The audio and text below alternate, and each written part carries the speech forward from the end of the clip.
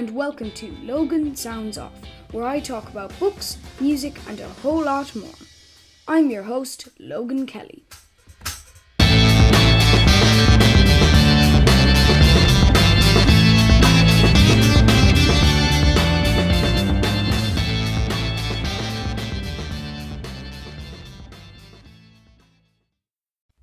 Hey guys, today I'm going to be sharing with you the vinyl I have bought in the past year, 2022.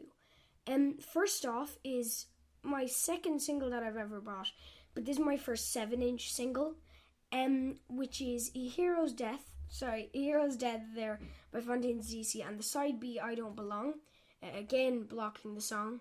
It's a brilliant LP. I really like I Don't Belong in this. I don't mind A Hero's Death, to be honest. And as you can see, it's still quite clean, luckily. The other single that I got is the Rolling Stones' Living in a Ghost Town, and I'll show you that now. This is Living in a Ghost Town, and as you can see, there's a size difference. So this was my first single that I bought. I bought this for €11, and it's actually good value, because this was like limited edition. It's orange, yay.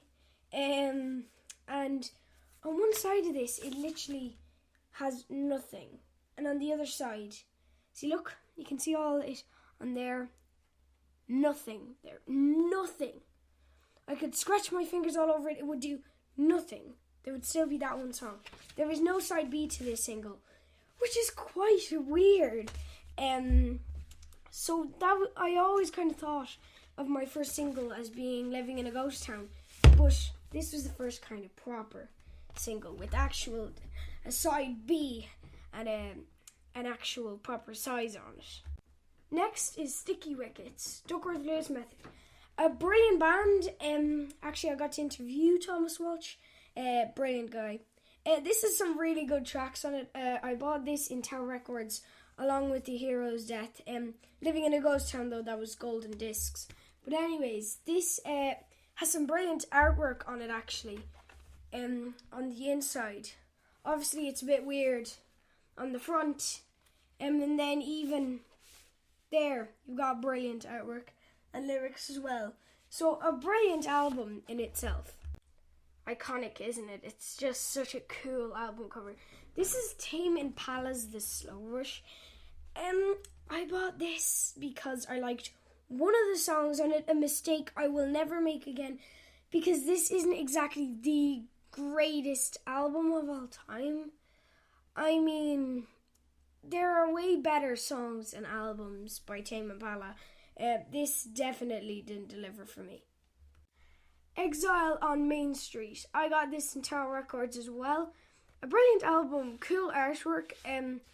Incredibly weird though. Like, who is this guy and what is this guy doing here? Just it's a weird album cover. Then on the back you've got all the band members all in pictures. So that's pretty cool as well. I listened to the side A of this album and I just went, I know I'm going to enjoy this album. So this is definitely one of my favourite albums. Another favourite, anything that I get from Tower Records, apart from Tame Impala, they're all my favourites. Not for biased reasons, actually because they're good. Obviously, brilliant artwork for Dark Side of the Moon. This actually came with posters, this album, so that's the vinyl there. Oh, God. And in here, you got some posters as well. This came with two really cool photos. One of them being all the band members. And it also came with two stickers, which was cool. And I stuck them up. But they peeled off eventually. This is by far one of Pink Floyd's best albums. This is what one of the posters looks like. I quite like Dark Side of the Moon. It's a weird kind of... A lot of the songs are instrumental. And what I like about Pink Floyd is, especially on Animals, they're really weird. They play for like 17 minutes and you wouldn't notice it.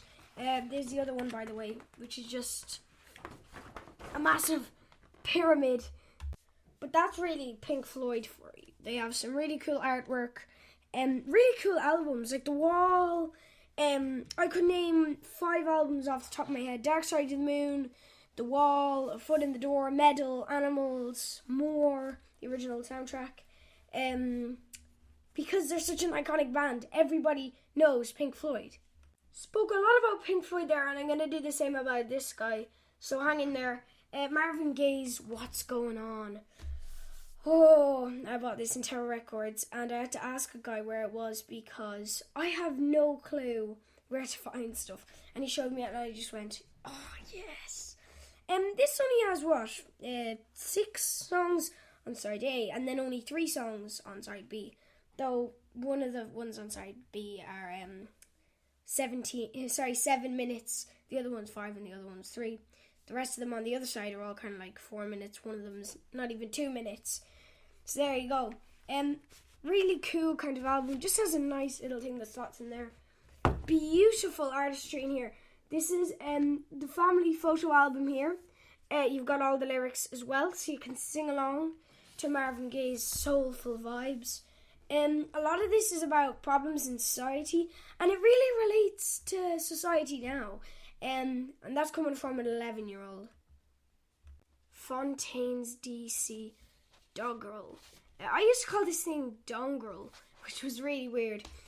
Obviously, I can't say anything about this album, but I will anyway. It's a brilliant album. A side A that's brilliant, and a side B that follows it up greatly. Checklist Reckless, Liberty Bell, Boys in the Batterland, Big, Too Real, Roy's Tune, all those. A lot of these were singles.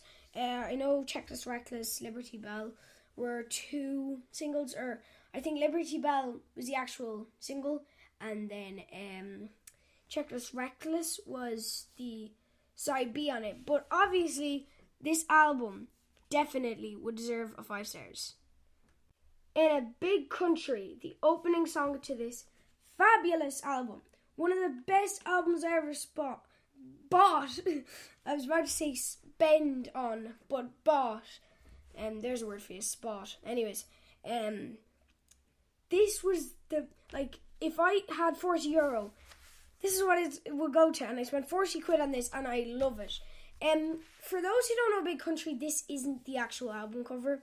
The actual one is blue, but this is the deluxe edition with double vinyl, and it has some really nice lyrics that came in with it. Here, which I think I put a picture up on the website for an album review. And this was produced by Steve Lillywhite. Sorry, I knocked off the microphone there. But this was produced by Steve Lillywhite. Its original release in this kind of form was 1996. This release, though, was 2019, if I can remember correctly. We're finished with the Tower Records stuff. So, Tower Records got a lot there.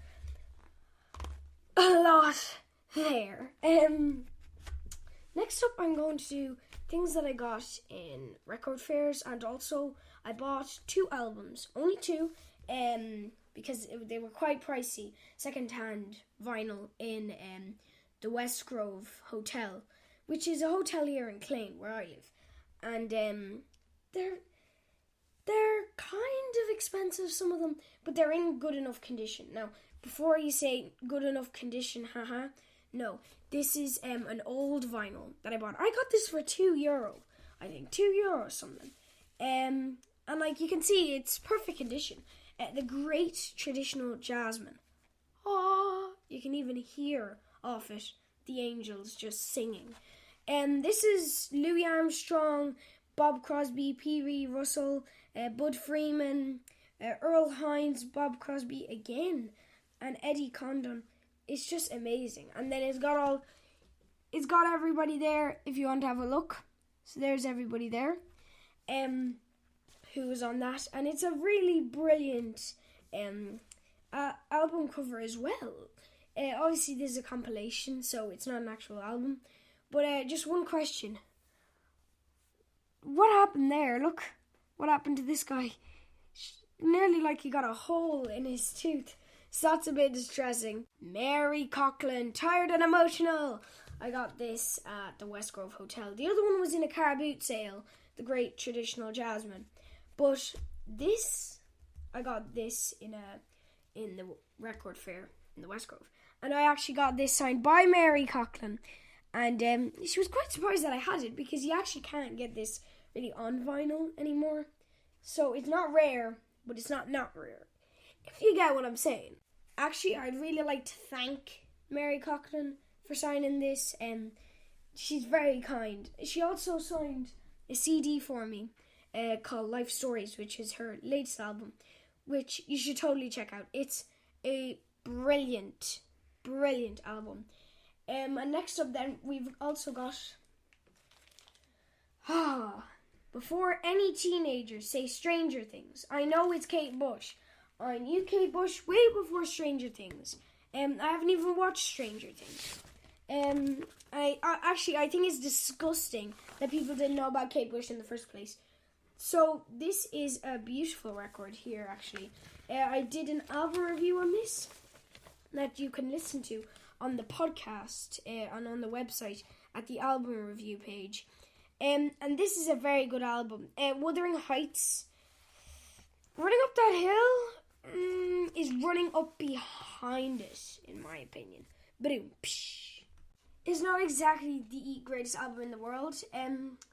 Running Up That Hill, or Hounds of Love, anyways. I think it was a single, Running Up That Hill. There's something for me to research. That'll take up all my afternoon. And you can see it's original by the slightly dirty plastic covering that came with it at the record fair. Very precious to me, that plastic covering. It came like this. First off, it came like this. I would never do this to a precious album. JJ Cale, €3 that cost. €3 for a brilliant album. Alright, oh god, it's so sad seeing an album in this condition. I didn't do this. Now the vinyl, then again, it's in good-ish, is that a word, good-ish condition, so that kind of makes up for it as well, but I think it's more quality on the vinyl, not on the cover. Definitely not on the cover. Here is Playing Favourites by Don McLean. Again, €3. Really good value, actually, because this is an old copy. I got this at the same car boot sale as I got this, and as I got the Great Traditional Jasmine. Just trying to find them all in the big flow of records. If you look, though, at the songs, you probably can't see them. But if you look at the vinyl, it's very nice. And it's got this. It's got a picture of a banjo on this side. Oh, it's got the same picture. You know, I actually never knew that. Thank God for doing videos. God, the vinyl. But this is another album that I really made a good bargain on. The next one, I did not. I got it this way. I can't even say my sister did this here. It just, whoever did it, they're just mean. Look at all the dents and everything in that. It's just, I had to wash this album because it was so dirty when I first got it. It's Krista Berg's The Getaway. I swear, the crackles that come out of this thing. It doesn't even have a proper sleeve on the inside. Then again, it was €2. Though Don McLean was €3, and that came with 2 sleeves. 2 people. Something happens. Brilliant band. Some brilliant tracks on this. My favourite being Room 29. I did an album review on this, along with this. And the next album I did an album review as well. Brilliant condition, as you can see, though the light is blocking it. Okay, I got this signed, actually, by Tom Dunn. He was very kind. For after the concert that I went to, my first gig, I went, here, and I shoved up the vinyl and a silver Sharpie that was in my family's office for the past 5 years. And I gave him the vinyl and I asked him, could you sign this, please? And he said, of course. Well, not the vinyl, of course, not the actual vinyl. but he signed the album anyways. So I was very, very happy with that, and that's why this is one of my favourite albums. Led Zeppelin, or as I used to call them as a kid, Led Zeppelin. I know, it's a disgrace. I'm just going to keep doing this. No, I used to call a lot of bands by the wrong names. We're going to do a video of that sometime, do not worry. And I'm going to tell you all the terrifyingly bad pronunciations of all the bands. That's going to be a really fun one. But this Led Zeppelin 3, I got a remake of this off a very, very kind father of my... Okay, listen to this. My sister's friend's dad gave this to me. And he found this in his record collection, and he went, oh, would Logan like this? And he gave it to me, which was brilliant. And as you can see, it's got the Led Zeppelin sticker. So the past 2 albums now that I've done are gifts. Actually, big thanks to my uncle, Eamon, who found this in the charity shop, and he gave it to me because he found a used copy of it, and I'm very happy he did, because it's a brilliant album. Again, I did an album review on this, and you know what, I've just sat here just doing this for a little while. It's just so mesmerizing, yet my fingers are starting to hurt. But it's a very good album, and I think if you don't have this album, buy it. Houses of the Holy. God, I've just chopped off the top of my head, sorry. Houses of the Holy by Led Zeppelin. Another gift, thank God for people, from my Uncle Graham, who gave this to me. And I am very thankful for that. This is a very good vinyl. The song remains the same, just a brilliant song, sorry, what?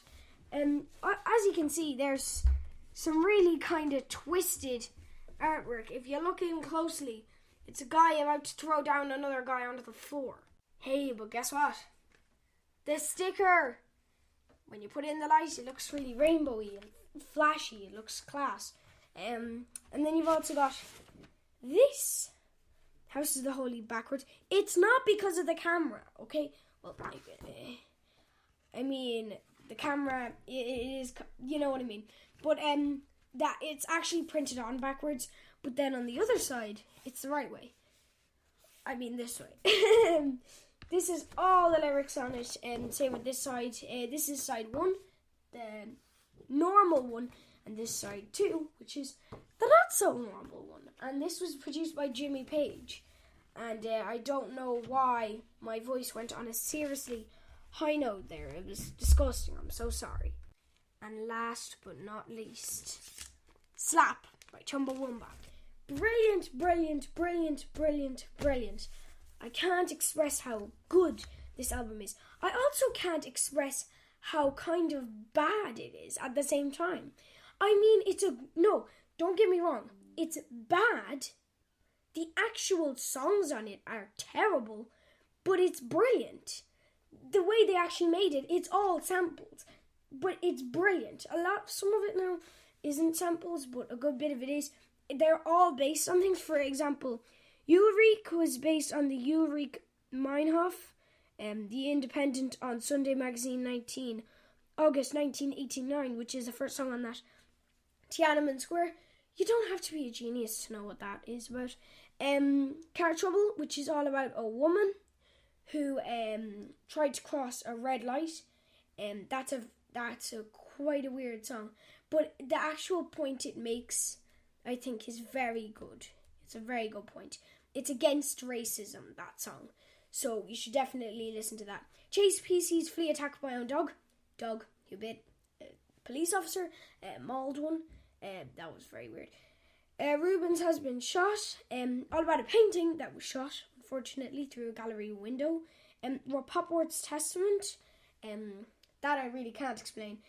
Slap, that's basically about a woman who launched herself across the House of Commons to slap somebody, and then That's How Grateful We Are is about a Stalin statue that people destroyed, and they inscribed on it, to the great Stalin from the grateful Hungarian people. Let's end that now on a funny note.